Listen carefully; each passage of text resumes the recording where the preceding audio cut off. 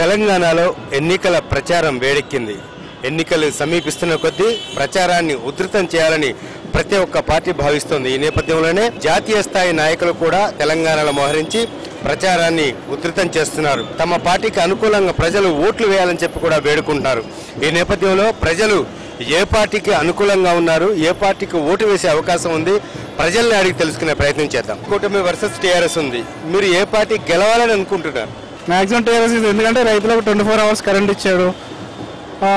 Kaleshwaram project అది పూర్తయిందనుకో కొన్ని ఎకరాల పొలం మామూలుగా వస్తుంది కదా పంట పండటానికి. మ్యాక్సిమం టీఆర్ఎస్ గెలుస్తుందని. తెలంగాణలో మహాకూటమి గెలుస్తుందా, టీఆర్ఎస్ పార్టీ గెలుస్తుందా? ఏది గెలిస్తే బాగుంటుందని మీరు అనుకుంటున్నారు? మహాకూటమి గెలిస్తే బాగుంటుందని నేను అనుకుంటున్నా. కారణం ఏంటంటే మనకి అందరికీ తెలిసిందే, ఈ 4.5 సంవత్సరాల కాలంలో చేసిన వాగ్దానాల్లో కనీసం 50% కూడా నెరవేర్చలేకపోయారు. తర్వాత దళితులకు 3 ఎకరాలు అన్నారు. ఎక్కడ మాది భద్రాచలం అండి. మాది పాపని ఇక్కడ ఇన్స్టిట్యూట్లో జాయిన్ చేయడానికి వచ్చారు. కొత్తగూడ నియోజకవర్గం వచ్చేసి కూటమి తరఫున వనమేశ్వరరావు గారు ఉన్నారు. అక్కడ ఎక్కడ చూసినా కానీ కూటమికే ఉంది. ఇట్లా 3 ఎకరాలు అన్నారు, దళితులకు లేదు.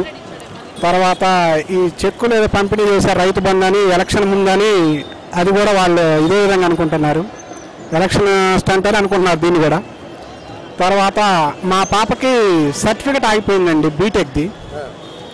ఈ ఫండ్ రిలీజ్ అవ్వక, ఏది వీళ్ళకి స్కాలర్షిప్ ఉంది కదా, రిలీజ్ అవ్వక అదొకటి ఆగిపోయింది. ఇట్లా మా పాపతో పాటు 2 years నుంచి వాళ్ళందరూ సర్టిఫికెట్స్ లాగా ఇబ్బంది పడుతున్నారు. రైతు బంధు, రైతు బీమా పథకాలు కూడా మంచి పథకాలే కదా. అది దాన్ని అనుకున్న లక్ష్యం నెరవేరలేదండి.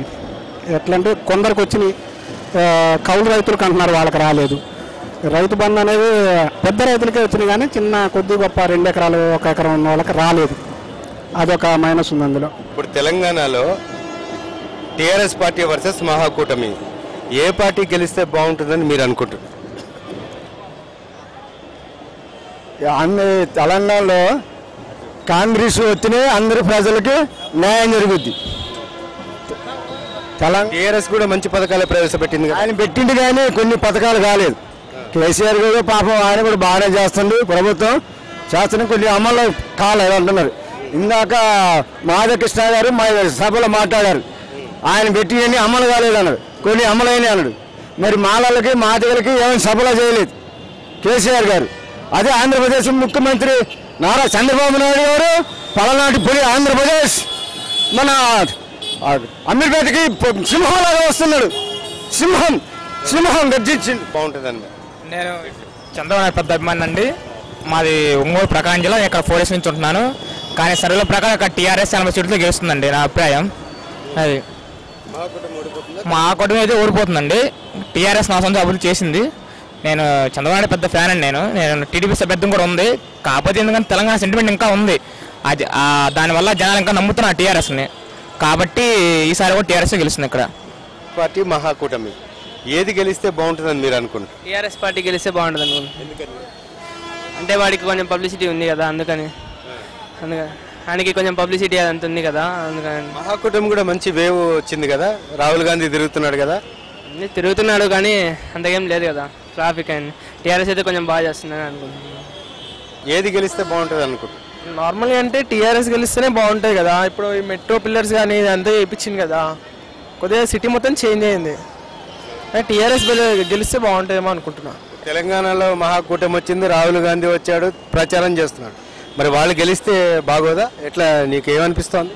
అంటే వాళ్ళ గురించి మనకు అంత ఐడియా లేదు కదా, నాకైతే తెలిసింది చెప్పిన అంతే. వాళ్ళ గురించి కాంగ్రెస్ పార్టీ నెక్స్ట్ తెలంగాణలో కాంగ్రెస్ పార్టీ వస్తే ఎట్లుంటుంది?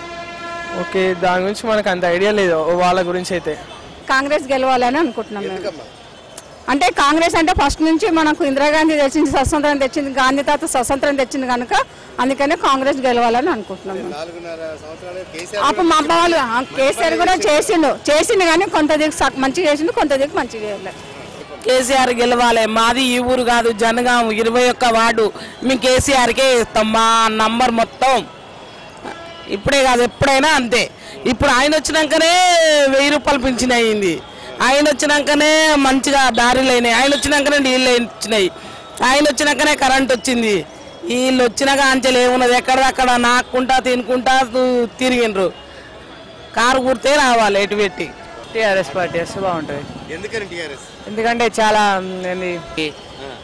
ఏంది మంచి రైతులకు చాలా చాలా మేలు చేస్తారు కదా.